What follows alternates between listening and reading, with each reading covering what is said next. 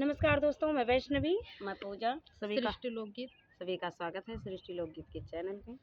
आइए, एक बहुत प्यारा सा आप सभी के बीच कहारवा गीत लाए हैं। कैसा लगा कमेंट करके जरूर बताइए। अगर अच्छा लगेगा तो वीडियो को लाइक शेयर, चैनल को सब्सक्राइब जरूर करिए।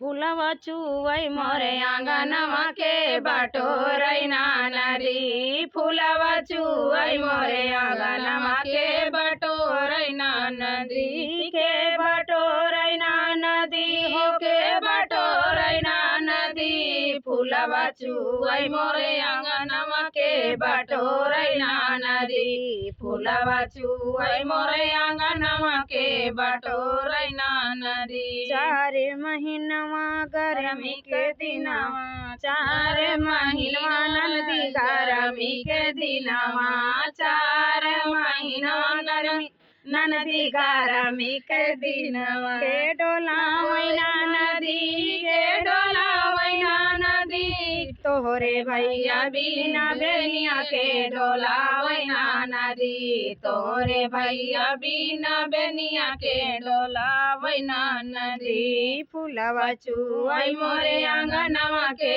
बटोरई नदी, फूलवा चुवई मोरे आंगनवा के बटोरई नदी। चार महीनवा नदी बरखा के दिनवा, चार महीनवा नदी बरखा के दिनवा, तोहरे भैया बिन बांगलवा के छवावई नदी, के छवावई नदी हो के छवावई नदी, तोहरे भैया बिन बांगलवा के छवावई नदी, फूलवा चुवई मोरे आंगनवा के बटोरई नदी, फूलवा चुवई मोरे आंगनवा के बटोरई नदी। चार महीनवा नदी ठंडी के दिनवा, चार महीनवा नदी ठंडी के दिनवा, के ओढ़ावई नदी, के ओढ़ावई नदी, तोहरे भैया बिन राजैया के ओढ़ावई नदी, तोहरे भैया बिन राजैया के ओढ़ावई नदी, फूलवा चुवई मोरे आंगनवा के